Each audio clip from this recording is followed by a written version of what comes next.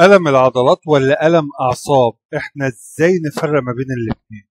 كتير مننا بيحس بألم في جسمه زي ألم الظهر أو ألم الرقبة، ما يبقاش عارف السبب إيه. ممكن يكون مثلا صحي من النوم والرقبة وجعاه بعد وضعية نوم غلط، أو حاسس بشد عضلي في الظهر من الشغل، أو حتى تنميل في الرجل وخايف لا يكون سببه عرق النسا.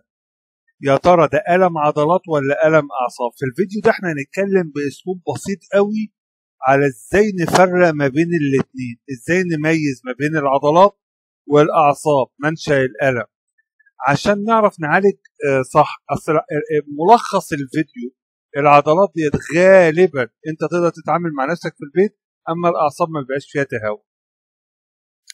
أول حاجة من طبيعة الألم، ألم الأعصاب يا جماعة بيبقى حاد شديد حراق، عامل زي الإبر، إحساس الكهرباء، الحد الفجأة بيسموه out of the blue، بيستمر يقعد فترة. ألم العضلات الموضوع مش كده، يعني سواء كان شد أو تقلصات، العضلة مشدودة متشنجة،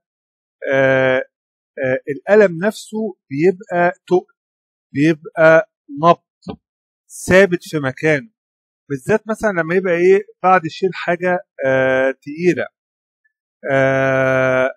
يعني هو بيسموه ضل ايكينج بين، او اللي هو بالعربي يعني ممل كده، في رخامه موجوده. تاني برضو نقطه بتميزه التيبس، الطبيعه بتاعته ان هو متيبس، الم متيبس. طيب تاني نقطه للتفريق، الاماكن بتاعته. الاماكن بألم العضلات دوت في العضله نفسها ما بيسحبش. يعني مثلا انا عندي مشكله في اسفل الظهر، الالم بتاع الشد بتاع العضلات موجود في الحته دي، مش بينزل ويسرح على الرجول، يعني ما ينزلش لتحت. اما الالم بتاع الاعصاب مختلف، ده بيمشي على طول مسار العصب، بيمشي بيسرح. يعني الناس اللي جاي نتيجه الاعصاب من الظهر ينزل على الرجل على نقطه معينه، على المكان اللي بيغذي العصب، المشكله اللي فيها العصب يبقى معاه تنمير. طيب طب ده العصب اللي هو جاي من الظهر. وفي برضه مشكله تانية اللي هي زي امراض السكر، ده بيبقى يا جماعه على الناحيتين، مش ناحيه واحده. دي الفروق العامه، وده طبعا بيبقى مش بقى عظمه او مخ واعصاب، بيبقى الاحسن ان احنا نتابع في عياده البطن. طيب تاثير الحركه والراحه، اكيد يا جماعه الراحه في العضلات بتريح. معظم الشد العضلي مع الراحه بيقل، غير الاعصاب. ده الاعصاب غالبا هو بيجي يشتكي من ألم بالليل، بيزيد بالليل،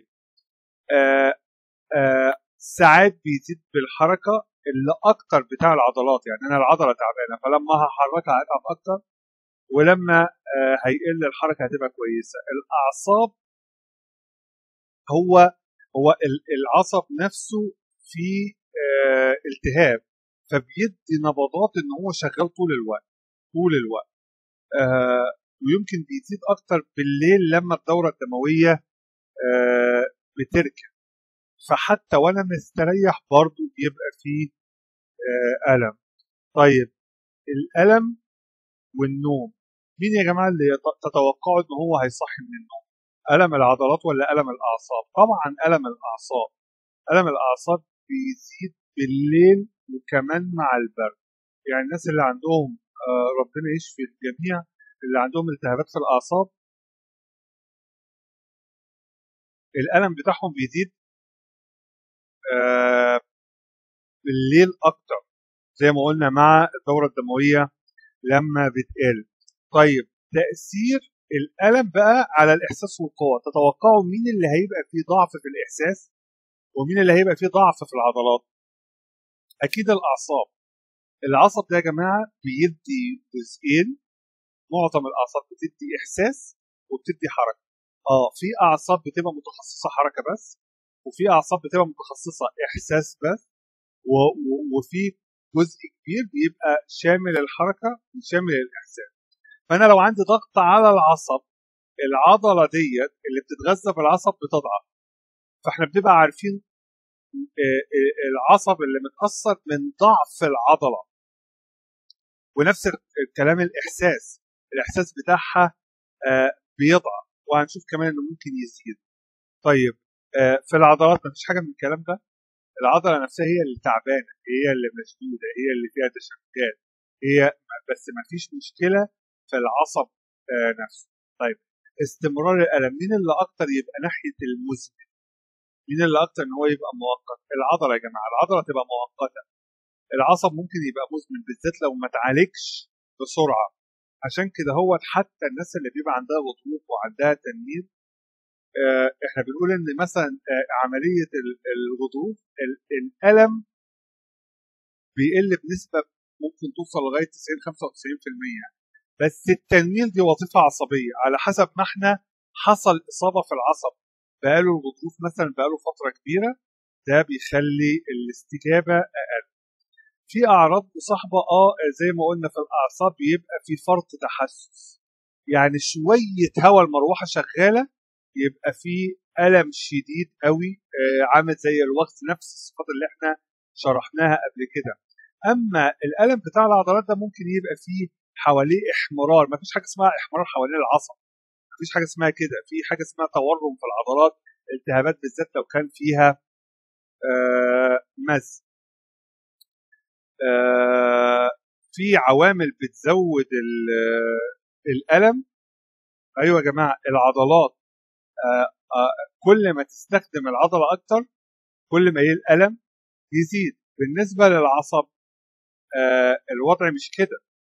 اولا هو بيبقى في معظم الاوقات ثابت، ومع ذلك في وضعيات معينه اللي تضغط على العصب هي اللي تزود الالم. مش الحركه عموما، لا، ده وضعيه خاصه بموجوده بالعصب. يعني مثلا لما نيجي نقول التهاب العصب بتاع النفق الرزغي حوالين الرزق، ده لما بنضغط على العصب في المنطقه دي تنمي، مش ان انا احرك الرزق، وهكذا.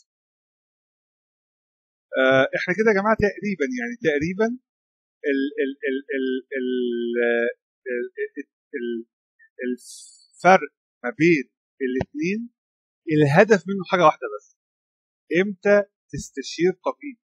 الالتهابات بتاعه العضلات توضح كده الصفات العامه بتاعتها.